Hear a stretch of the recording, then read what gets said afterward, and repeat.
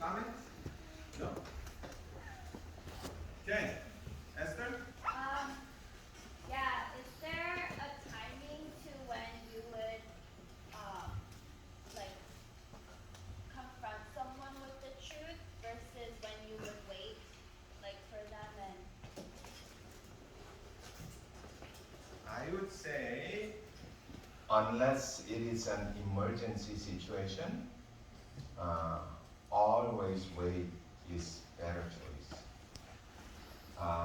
Because because the purpose of confronting a person is to let that person not only realize what he or she did wrong and have intention to correct it. That's the ultimate purpose, right? But usually if you confront a person immediately, they are not ready. They will deny it. You know, no. You know, if they deny it, then once they deny it, all bets are off because you just have failed. You know, you cannot pound it on. This is the truth, and then you will end up arguing with that person. Argument will never settle any decision. So usually if it is not an emergency, it's not unless somebody is dying or something, then you want to wait until that person's brain cool down enough so that he or she can self-acknowledge and sensible enough to accept whatever went wrong. I think waiting is much better. Okay, anything else? Any other? No? Yes?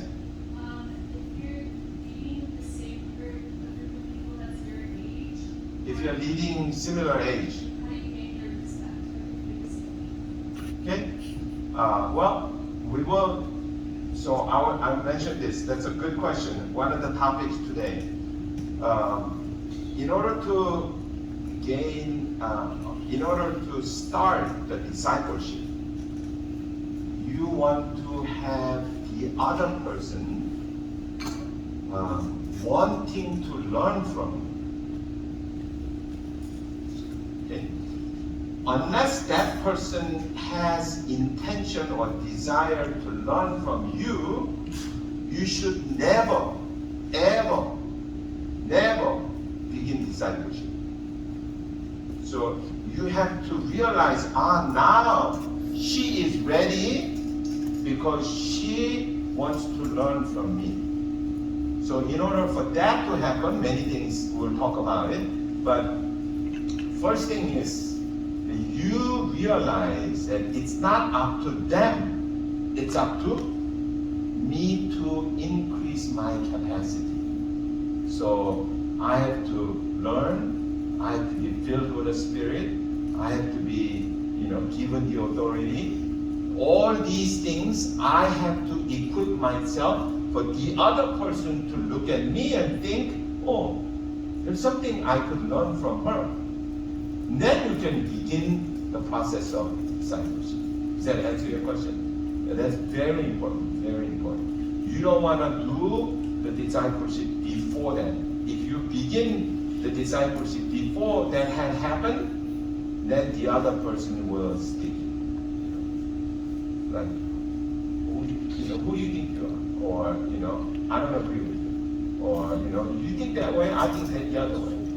Once it goes like that, then your ultimate purpose will not be accomplished. Yeah. So I put up a Matthew 28.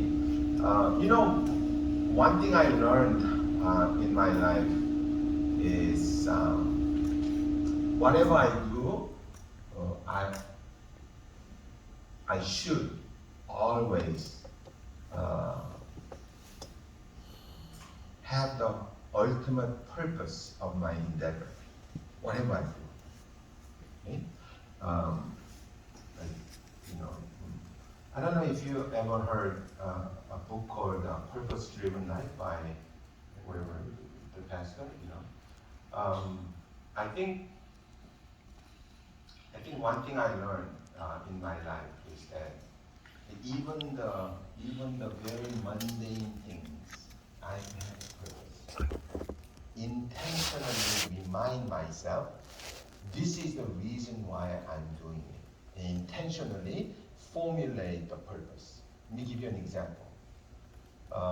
So if you go to church, you know, what's your intention? What's your purpose of attending this church? If somebody asks you, what are you attending that church for? Huh? Yes, get closer to God. Okay, so you would say, oh, get close to God. Now, if I ask, you know, I have a bunch of pastors, and if I ask them, what are you pastoring for? Your church, you know, X, Y, and Z church. What's your church's purpose? I'm almost certain, more than 99.9% of the cases, the pastor will say following. Oh, salvation of the soul, lost soul. Bringing people to Jesus Christ. That's our church's purpose. Guess what? You are sitting in a church that is not the ultimate purpose. That doesn't mean that, you know, we don't save people, we don't do a salvation. We do a lot of salvation, but that's not my ultimate purpose of having this church. Do you know what the ultimate purpose of this church is? Making disciples. Okay? Making disciples.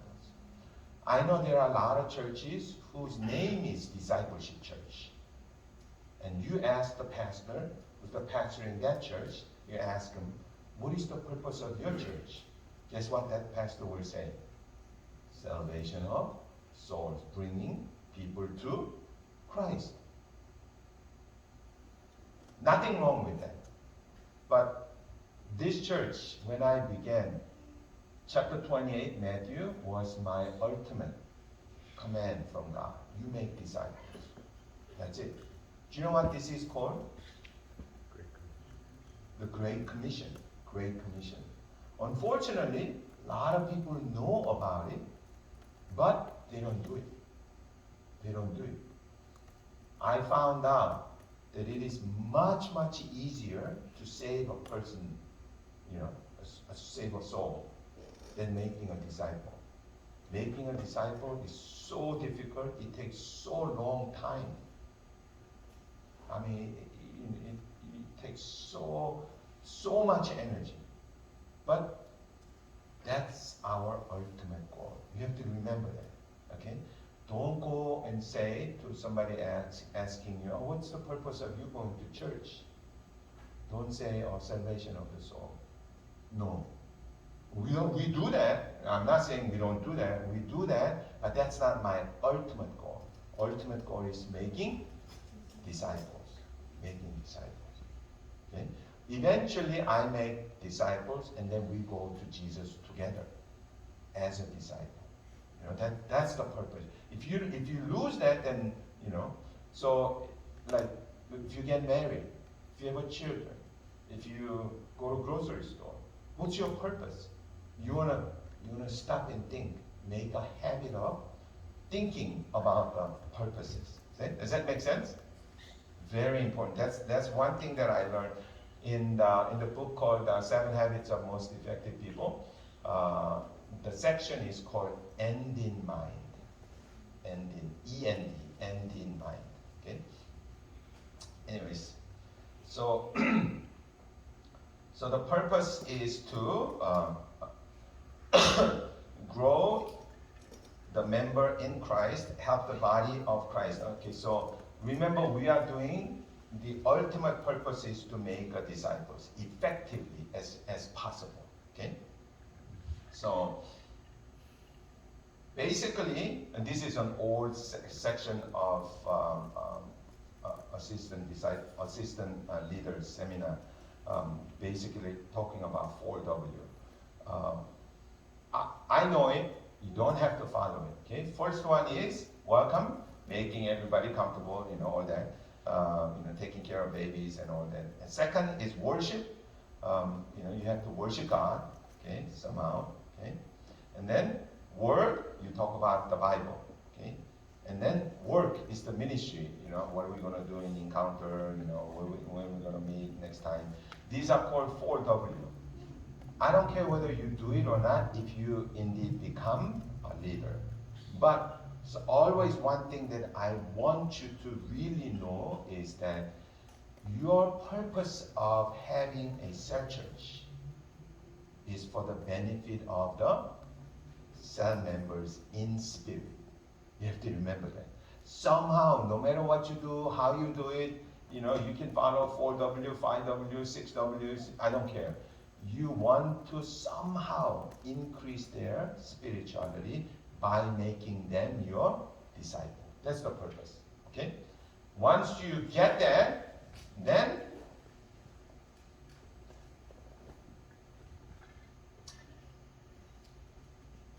once you lead a cell church, you always remember that your cell church belongs to church, our church, IGM Church. Okay, this is what I'm saying. A hierarchy of groups. Okay? Cell church, there's a group, and then there's IGM Church. You want to make sure that this hierarchy stays in place in your cell church. Let me give you this example.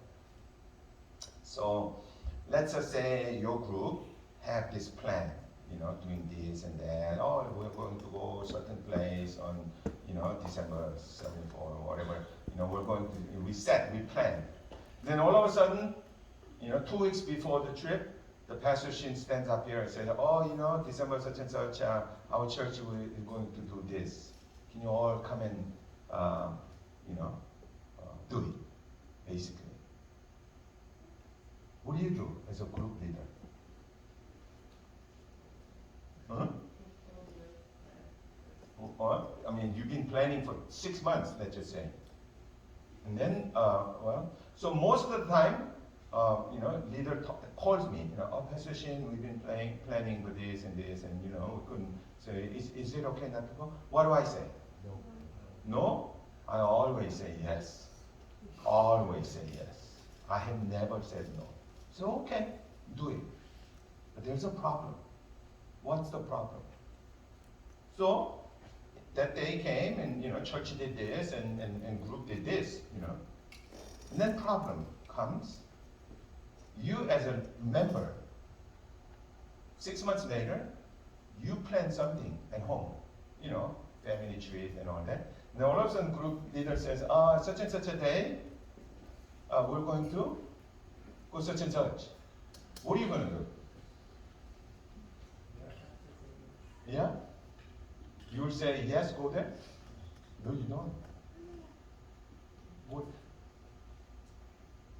If you seen this leader, this is what you're going to do. You call the leader and say, hey, James, I know, group such and such, we're going to do this, but that day we were going to go on a family trip. Can you excuse us? What is the leader going to say? Huh?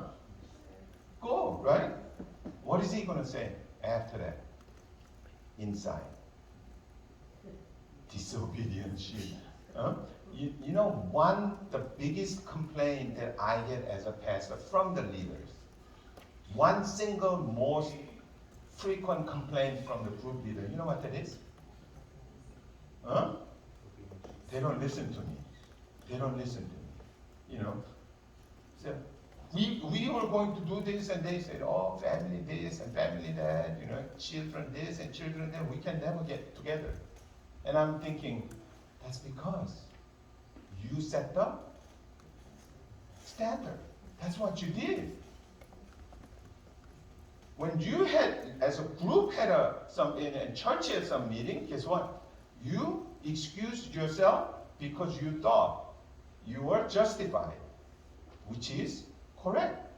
But guess what? Your children were looking at it.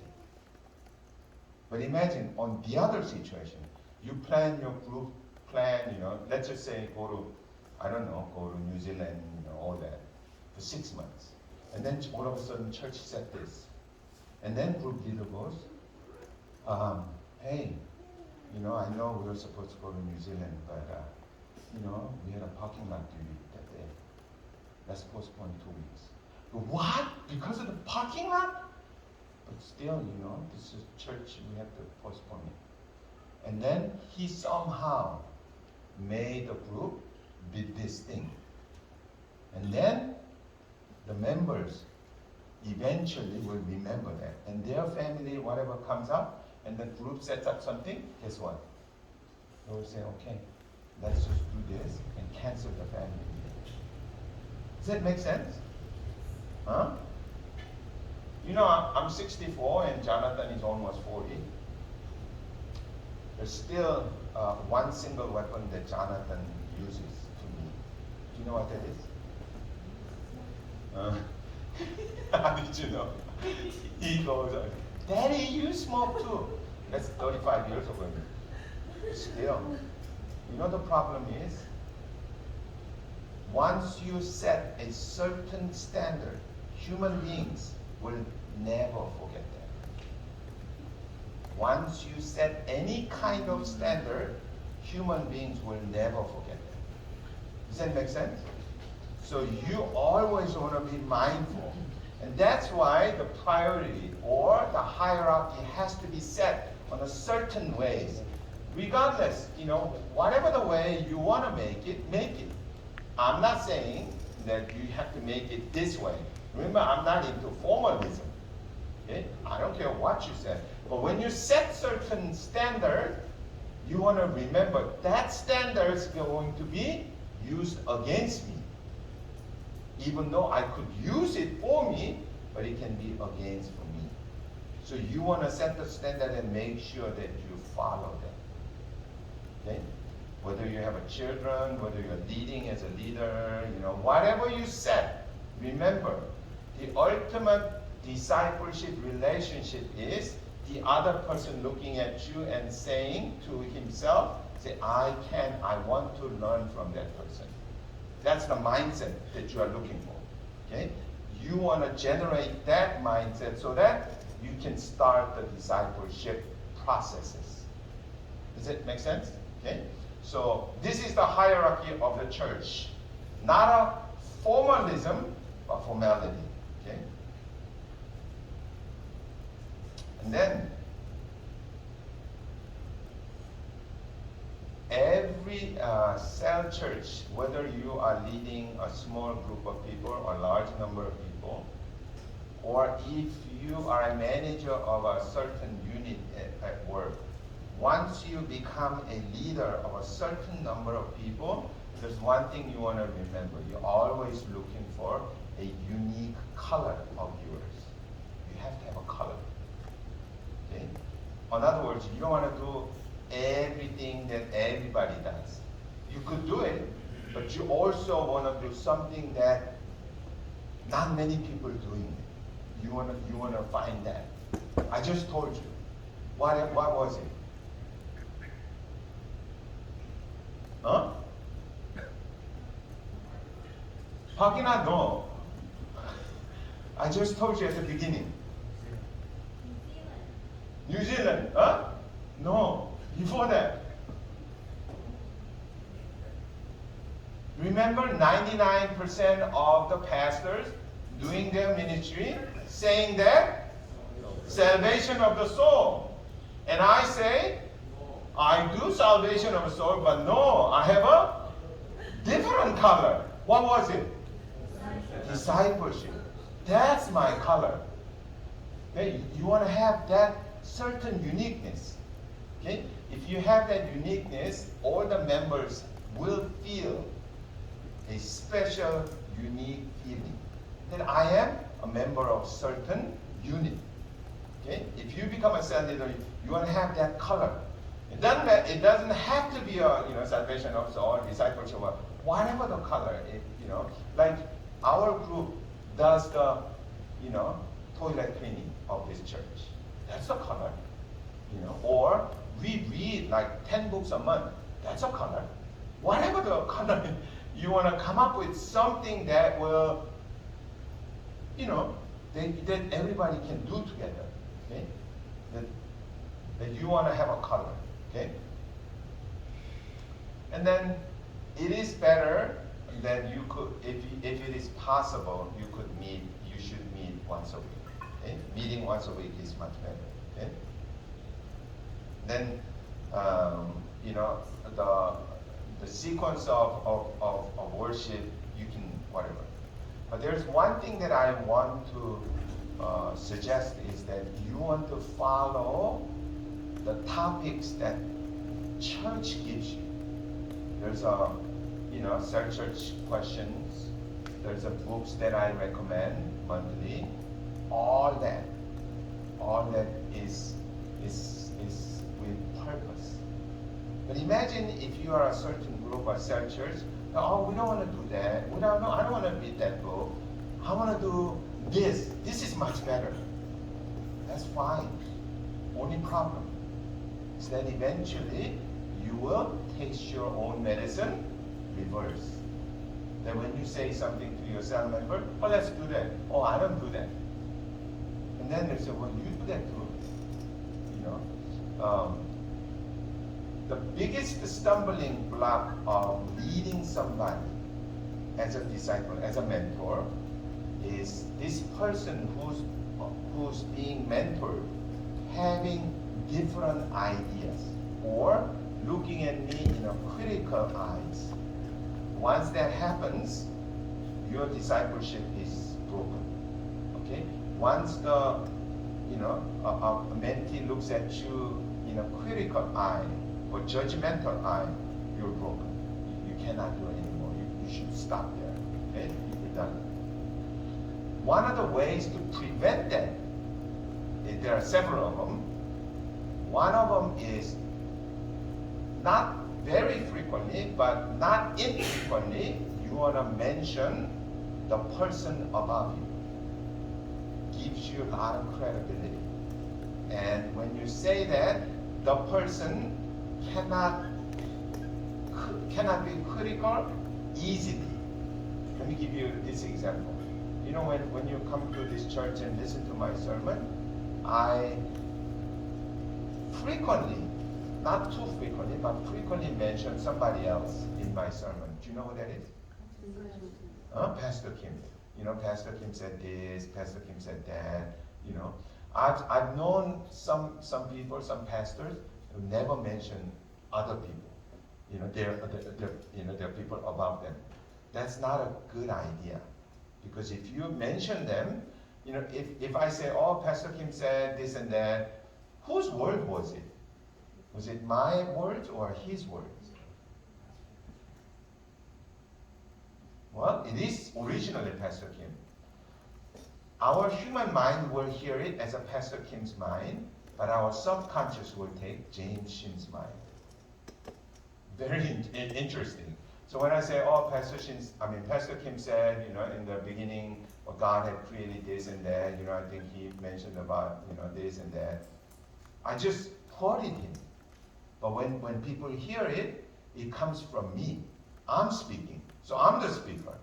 But knowing that it came from Pastor Kim, it settles in without being critical. So you want to mention, not too much, but you want to mention it. Okay? It's a very good practice so that your cell members will become more obedient. If you stay away doing these things, they will become critical. One thing that I hear the most often from the leaders is coming to me and complaining is that my sheep or my men, you know, my disciples are disobedient. They don't listen to me. They don't do what I tell them. There's a reason why. Because their mindset is already being critical to the mentor. So that's the pitfall you want to avoid. Okay? Their mind has to be automatically being trustworthy. You know, they're trusting you. He's a trustworthy person. There are many ways to make other people to trust me. But if you lose the trust from the people who's being, you know, discipled by you, game's over. So you want to always do and know it how to increase the credibility. Okay. So let's see. So like, the questionnaires that I put out, I strongly recommend. I know sometimes the questions are stupid. Sometimes questions doesn't make sense. That's okay. That's not the purpose of you leading the cell. Okay? Remember, leading the cell is to make them beneficial spiritually by becoming my mentor. Does that make sense? So you want to follow as much as possible by unconsciously or subconsciously giving them the vibe of me becoming obedient to the church, so that they will see and become obedient toward whatever the cell church is doing.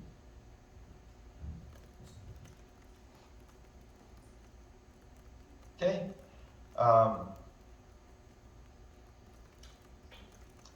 I do talk to a lot of business people and give some business advice. When a person who's, let's just say, owning a restaurant coming to me and ask me, Pastor Shin, I want to open up another restaurant. My restaurant is doing really well and I want to open up the second restaurant. And then I always ask this question, one question. Do you know what that question is? Yes, huh? Do you have second-hand? Huh? Do you have someone to make you trustworthy? Yes, that's the question. Yes. I always say, do you have a right-hand man? Because people are the most important asset you could have.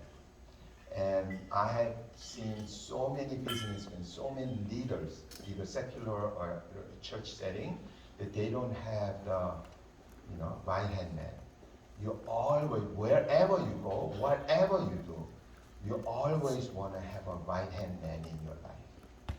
Okay? If you do, you are very fortunate.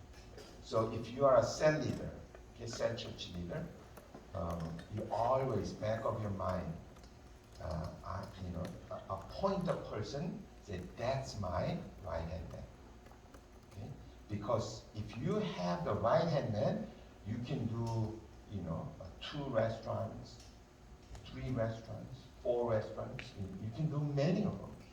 But if you are the only person, imagine you don't have a right-hand man, but your restaurant is doing really well, so you open up a second one. Guess what you have to do? You have to go, back and forth and keep you really busy. So what you end up is making a manager on that place, and then give him or her all the secret of your restaurant. And guess what happens? Well, that manager either do such a poor job, you have to fire him, or he will learn all that and then set up a third restaurant owned by him.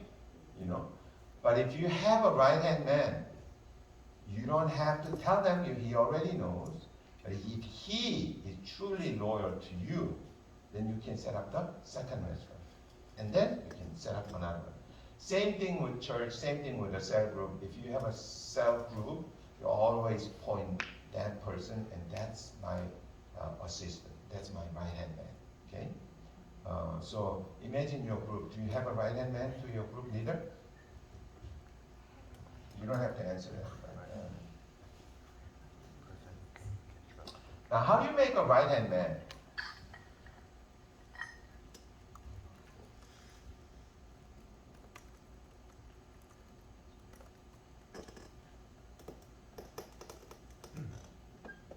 How do you make a right-hand man? A person who's really loyal to you and trustworthy. Give him a responsibility, yeah? See how he does? Yeah? That's a good idea. But that tells you how capable he is. Right-hand man not only has to have capability, but there's one thing that really necessary. You know what it is? Loyalty. Because if that person is really smart and no loyalty, guess what? I'm gonna be stabbed from back, right? You have to have, you want to have a So how do you make a person loyal to you? One of the trick is that when you become a leader, there's few things you don't want to do. Number one is you never ever get angry. Don't get angry. I mean, like blowing top angry, what the, don't do that. Because if you do that, you as a mentor of that person have finished. You will never be able to mentor that person and have a real loving relationship. Never. Huh? You do respect. Same thing with your children. To your children, to your wife, to your husband, to your friend, never blow up. There's another one, even more important than that. Not only don't get angry, there's a second part, is you're always ready to forgive them. Okay? Always forgive them. That's the second most.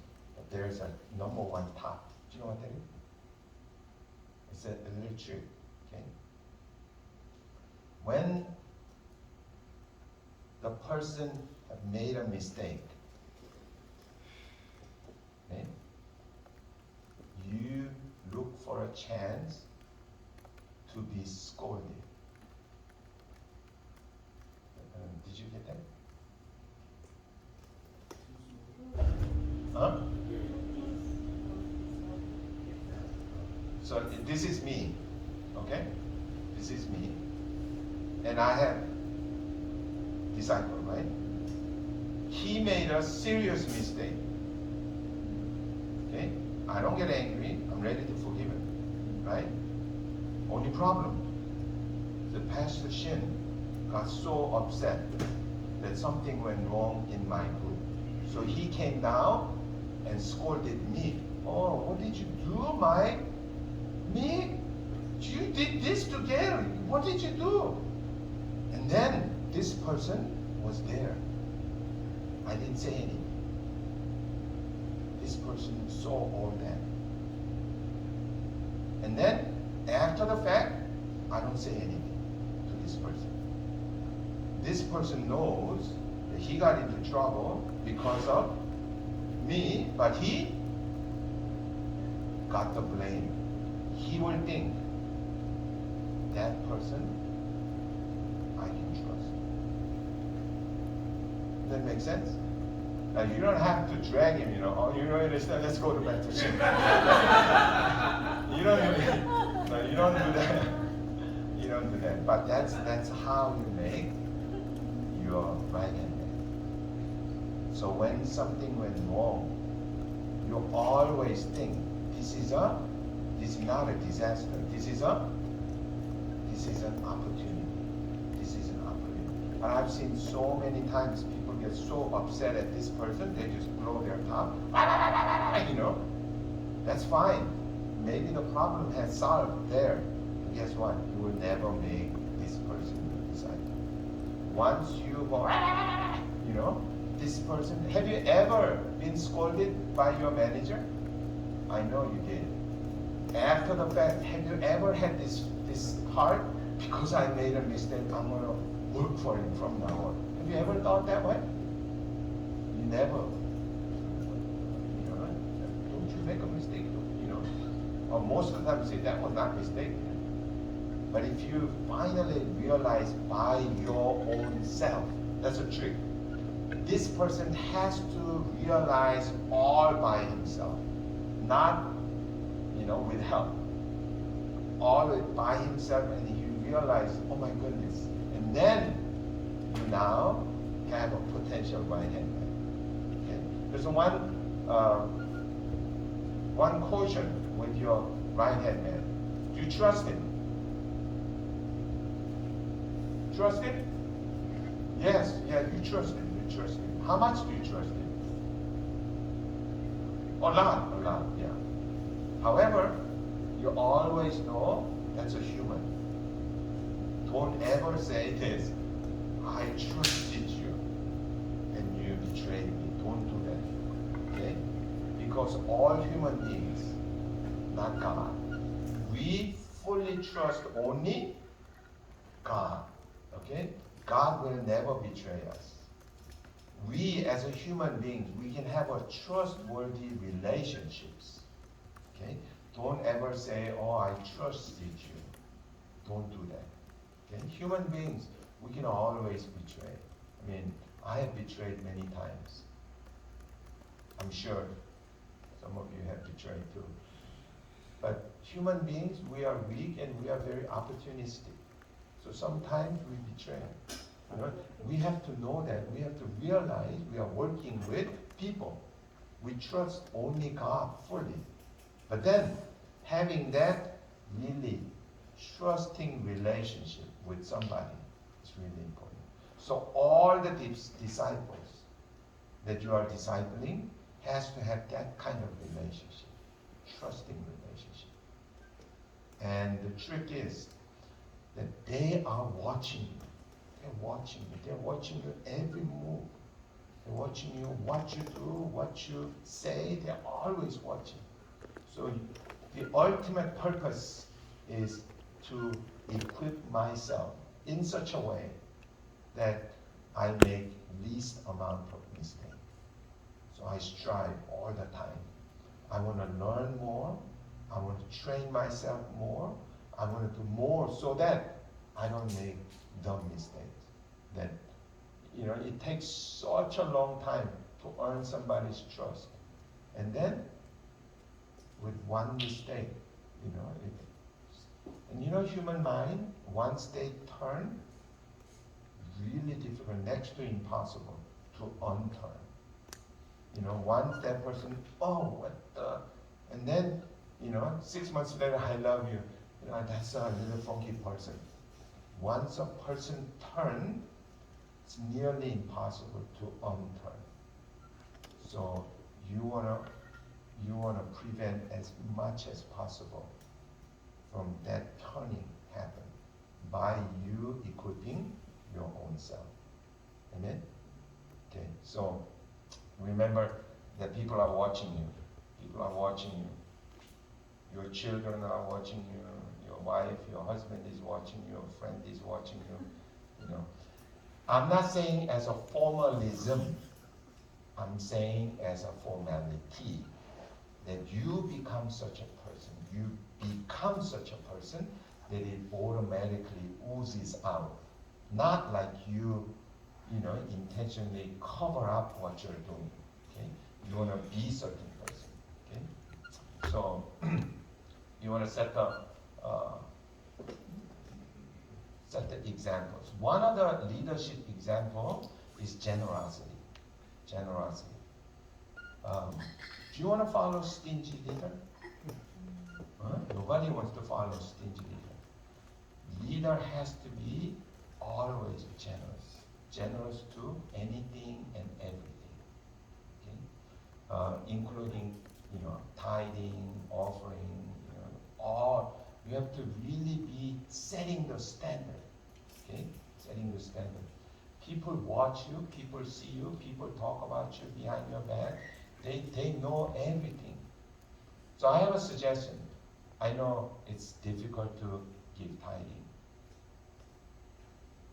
Your ultimate goal is to be generous. So this is how I was taught by Pastor Kim. God is not a tipper. Okay? You feel good, so you know, oh, I got to let you do. That's nothing wrong with it. But you shouldn't be that kind of person.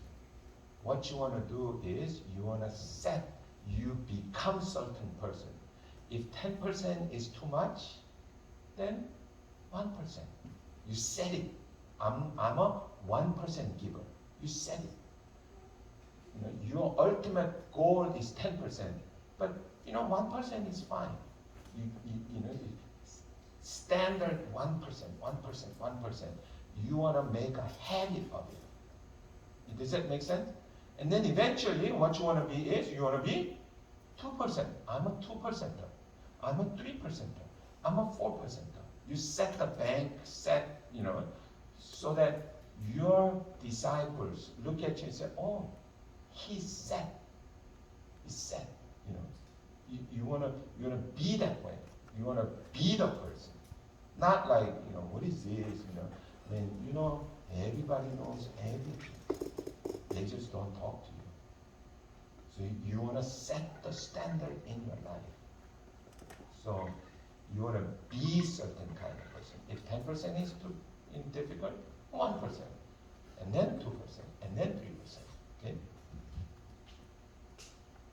And then, second to the last, always be forgiving to everybody. Okay? Come to each other and say, I forgive you. I forgive you. The people who have forgiven others will in return be forgiven by others. Does that make sense? Obviously, right? So you make a habit of saying, oh, it's okay. You wanna be a certain person that does not hold a grudge. Don't do that. There will be so many different kind of people walking into your cell group. There's so many different people. If you having a grudge, honestly, having a grudge is no problem. There's one small side effect, and that's the one that I'm concerned. See, if I have a grudge against Nick, no problem, because Nick is a bad person. Let's just say he's a psychopath. Everybody knows he's a psychopath, and I have a grudge against him. Let's just say, I know you're a good person. So we have this grudge. Only problem, Gail is looking at me, having grudge against me. That will determine Gail's heart from coming to me. Does that make sense? But if Gail knows that Nick is grudgy world person, okay, and then I seemingly don't have grudge, and guess what? Gail will all of a sudden in return, I can trust him. Does that make sense? You want to be always be generous, not generous, forgiving. How do you say forgiving? Forgiving, forgiving. Okay? Don't hold grudges, okay? And always be ready to forgive. Not only forgive, just leave. Just let it go. Just let it go. Why? Because, you will deal with people. People are different. People are difficult. Isn't it? They're difficult. Sometimes, everybody came from every different directions. They all have different ideas. They're all different people. So you don't hold grudges, you be forgiving, just let it go. Let it go. I'm not saying you go and hug them. I'm not saying that. You just let it go. Not kick them out, just forgive and forget. Does that make sense? Huh? There are all kinds of people. However, I want to remind you, if you work with many different people, there will come a person that attaches you like a stick. You want to hold on to that person. You want to hold on to that person. It's like a person you turn around, he's there. You want to hold on to that person. Okay? I mean, everybody is all good. Everybody's all good, but you want to hold on to this person. In other words, when you have a real disciple, you want to hold on to them. Do you remember reading in New Testament, when Jesus goes somewhere, he always, almost without exception, not take all of his 12 disciples. Yeah? And almost without exception, he always seemingly take only 3 or 4. And they are the same people. They are your right-hand man. Does that make sense? So you want to get close to that person. You will meet a lot of people. You want to, because your ultimate goal is to have discipleship relationship. Okay? The number of having, your disciple is far less than 10. In fact, if you have one in your life, you are okay. You are okay. If you have two, you are good. I mean, good. If you are three, you have three disciples, you are fantastic. Fantastic. If you have four, you're out of this world. I don't expect none of us to have more than four. So you wanna really stick to a person and have relationships. Basically this is a relationship. And imagine me having 4 disciples, and 4 of them have their own 4. If you go down a few more generations, we'll have a mega church. If you want to get everybody, then you get nobody. But if you really want to have a tight relationship with a certain number of people. Okay. Questions? I'm done. Done? Why are you laughing? Okay. Okay.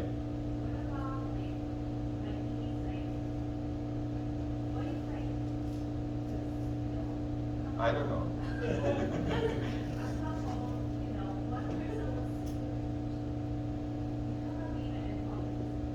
Okay. If one person wants to be a leader and the other person wants not to become a leader, then you want to wait. But not just wait as standing still wait. You want to work. You want to gently guide. Why do you think people don't want to become a leader? Responsibility. Huh? It's a lot of responsibility. Lot of responsibility. Well, if that is the only reason, I have a question. Why do you think people want to become a president of this country?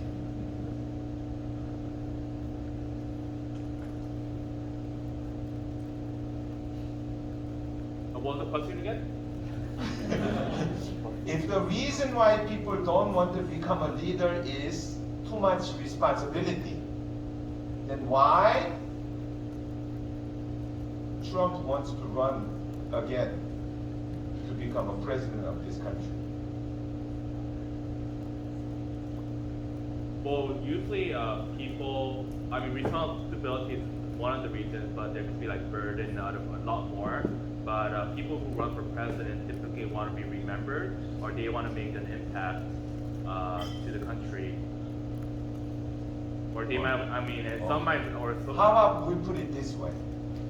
They don't want to be a leader because too much responsibility, but not enough gain.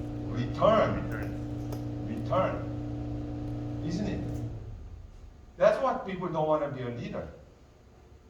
Too much responsibility, too much work, and then not enough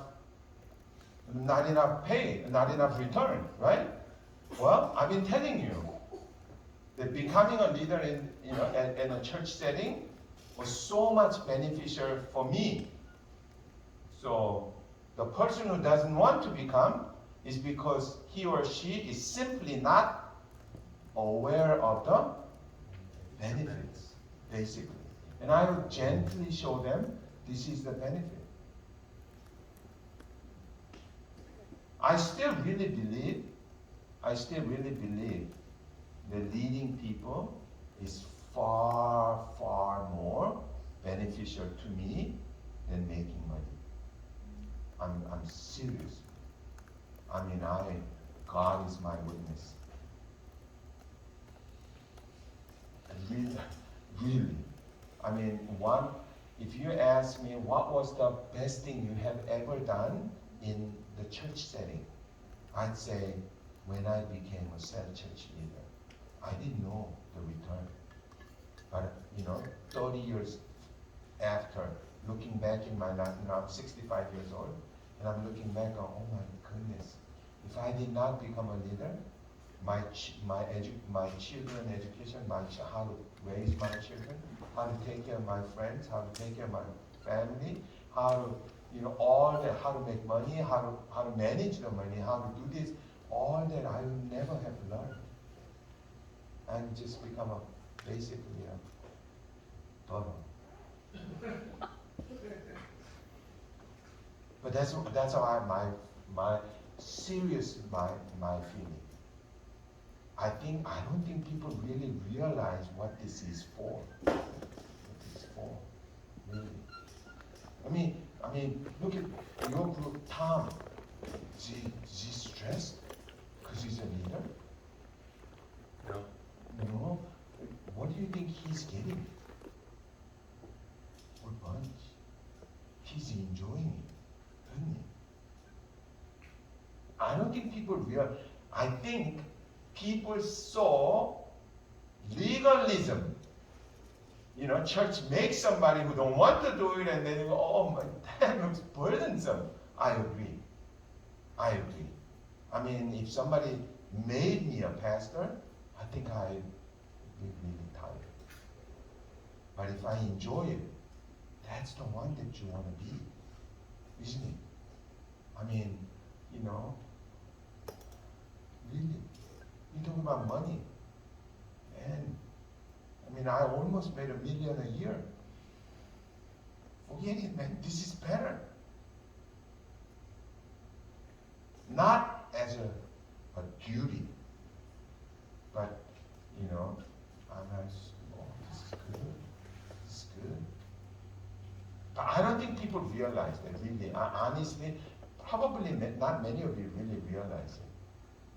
But if you do, discipleship really as what Jesus had planned out. That's his ultimate commission. We, or the I,